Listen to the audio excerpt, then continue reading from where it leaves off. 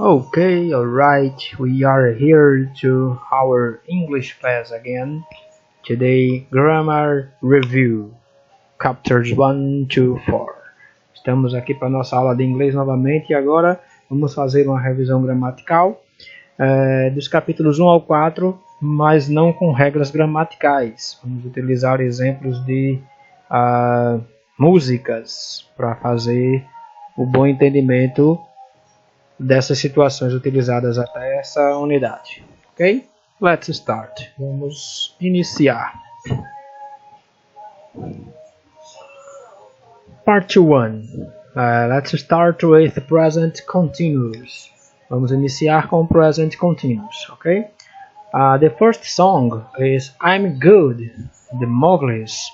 A nossa primeira música a ser trabalhada é I'm Good, Sou Bom, de The Mowgli's. E os versos que estão aí grifados é o que vão mostrar se estamos trabalhando com present continuous, ok? Diz o seguinte: We're looking for something more. What you're really looking for? Estamos à procura de algo mais. O que você está realmente procurando? A tradução das duas frases. Observe o uso do verbo to be mais o verbo principal acrescido de ing. Utilizando sempre dessa forma, as sentenças estarão na afirmativa. Então, aqui nós temos o verbo to be, are, contraído com we are. O verbo principal, looking, acrescido de ing. Nesse caso, ele é um verbo preposicionado, por isso que é o verbo procurar. Certo? Nós estamos procurando algo, que pode ser traduzido como a procura de algo. Em português não vai mudar nada. Mas em inglês a gente tem que colocar o ing no verbo. Se a gente deixar apenas no looking, vai ser olhando. Looking for, procurando. Aí você olha aqui no português, ele deu uma tradução à procura. E aqui ele falou procurando. Estamos à procura. O que você está realmente procurando. Então, em português ele altera a tradução. Mas nesse caso, em inglês, é a mesma coisa. Trabalhamos com o verbo to be are nas duas situações, por causa do sujeito e do sujeito you.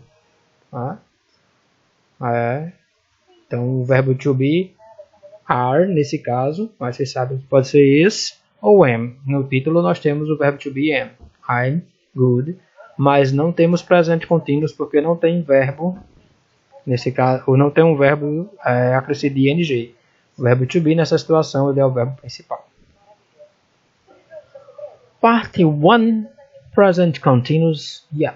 Ainda na parte 1, Present Continuous, Music or Song 2, Million Reasons, Lady Gaga. Nós temos aí a música Million Reasons, da Lady Gaga, e vamos ler o trecho que está abaixo. You give me a million reasons to let you go. You give me a million reasons to quit the show. No trecho da música, que ficou trecha, no trecho da música de Lady Gaga, também está sendo usado o present continuo na forma afirmativa. De novo, as duas situações com you are e you are. Se fosse negativa, teria que ter o not depois do verbo to be. Depois do verbo to be, nós temos o verbo principal acrescido de ing. E o que vem depois dele a gente chama de complemento. You give me a million reasons to let you go. Você está me dando milhões de razões para sair, para ir embora. You give me a million reasons to quit the show. Você está me dando milhões de razões para mostrar alguma coisa. De novo, forma afirmativa. Song 3. Treat You Better, Shawn Mendes. Nós temos a música de Shawn Mendes, Treat You Better. E nós temos aqui, Tell me why are you wasting time? Oh no, you're wasted crying. Nós temos dois verbos com ing, o crying e wasting. Se essa frase ainda estiver fazendo menção a essa, estiver sendo ligada, também vai ser considerada present continuous. Se ela estiver desligada, for independente, isso aqui não pode ser considerado present continuous. Tinha que ter o verbo to be aqui no meio de novo. Observe que, mesmo sem o uso da interrogação nessa primeira sentença, nós temos uma pergunta. Como que a gente sabe disso? Porque o verbo to be ele está localizado antes do sujeito da oração. Então, se eu tenho are we, aqui é uma questão. As músicas elas não precisam colocar os pontos de interrogação. A gente trabalha isso na forma gramatical, na forma culta. Tell me why are you wasting time? Então aqui já é uma pergunta, por que você está perdendo tempo, gastando tempo, e assim a gente entende que é uma pergunta por que o verbo to be está antes do sujeito. Ok? Note que aqui, ó, o sujeito é you, verbo to be are. Aqui o sujeito é we, verbo to be are também. O verbo to be fez uma inversão de local. Part 2, Plural of Nouns. Então nós temos na parte 2 do nosso livro, no capítulo 2, unidade 2, plural de substantivos.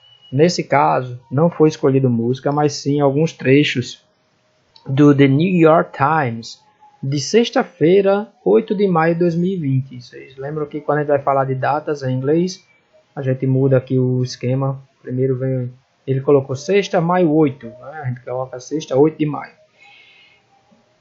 NFL teams preparing for games with fewer fans. The Jets tell fans they will not sell single game tickets, just as the league announced in 2020 schedule.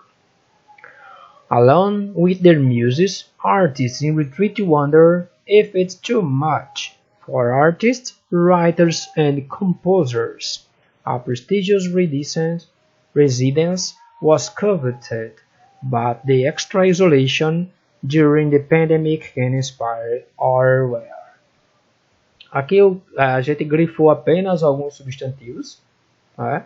Nos exemplos retirados da notícia de jornal The New York Times, alguns substantivos estão grifados para entender o seu uso. Todos os substantivos dá para ter grifado artista aqui de novo, mas já está aqui, dá para ter grifado muses. Então, só alguns substantivos para a gente entender. Dá para ter grifado teams. Note que todos esses substantivos eles têm a letra S, como nós temos o S quando o substantivo está no plural em português também. Isso quer dizer que todos os substantivos usados nessas duas manchetes de jornal são substantivos regulares, simples. Então é só acrescentar a regra principal, que é o acréscimo da letra S ao substantivo para ir para o plural. Lembre que substantivos existem em inglês, como em português, irregulares. Alguns não têm plural, outros formam plural de formas diferentes. Mas o que foi trabalhado nessa situação agora são apenas substantivos da sua forma mais simples. Part 3. Genitive case or possessive case. Voltamos para a música. Observe a música My Father's Song, de Barbra Streisand, que em português significaria a canção do meu pai. Note que quando a gente trabalha com caso possessivo genitivo, a gente começa a traduzir do objeto possuído para a pessoa que possui o objeto. E esse apóstrofo S indica que o que vem depois pertence a essa pessoa. Meu pai de canção. Então a canção de meu pai é o que a gente vai entender agora. O trecho diz o seguinte: You're going to be what you want anyway. These are the words I heard my father say. My father's soul is clear and easy, and thought he's gone, he lives in my heart. A gente tem o caso genitivo no título, a canção do meu pai, e temos my father's soul, que seria a alma, o espírito do meu pai, né? No caso a alma, soul, para mostrar também que pertence a essa pessoa, ok? Observe que o uso do apóstrofo S é muito comum na língua inglesa, mas devemos atentar ao uso correto no caso possessivo genitivo. Nesse trecho está apenas na parte grifada. Isso porque, às vezes, a gente tem, por exemplo, his. Você está aprendendo o uso do apóstrofo S e vê apóstrofo S com his. Aí vai dizer, his gun também é caso possessivo. Gun é um verbo, então não pode ser considerado caso possessivo. Gun não pertence ao sujeito he. A gente só vai dizer que é caso possessivo genitivo quando o objeto, a coisa que estiver sendo falada, pertencer à pessoa que está com apóstrofo S. Lembrem da regra geral. Sujeito, apóstrofo S, objeto possuído. Não é obrigado a ser um objeto, mas a coisa tem que dizer que pertence a essa pessoa. Certo? Por exemplo, aqui sou não é objeto. Tá? Canção, se for cantada, quando ela está escrita ela é um objeto, mas cantando você não vai saber se é um objeto. Então o apóstrofo S ele também indica o verbo to be, também indica o verbo has, e entre outras coisas. Tomem cuidado, tem que identificar se é uma coisa que pertence à pessoa que está sendo falada antes. Caso genitivo ou caso possessivo. Em inglês ele é a mesma regra, usa a mesma regra. Let's continue. Alright, let's go.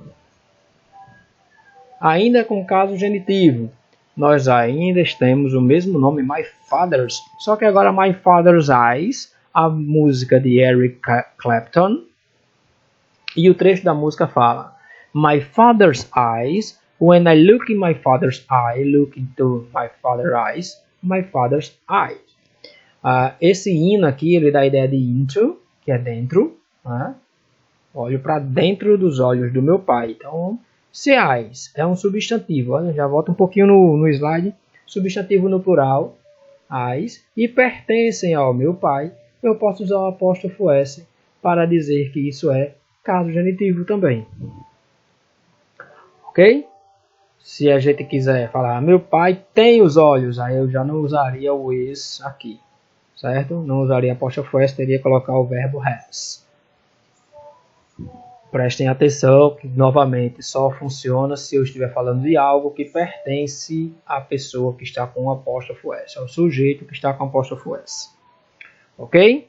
Então, observe bem o caso genitivo, indicando que está falando, nesse caso agora, dos olhos do pai dele. Part 4. Interrogative pronouns. Note que agora que no slide ele tem um pontinho de interrogação aqui, ó, pronomes interrogativos.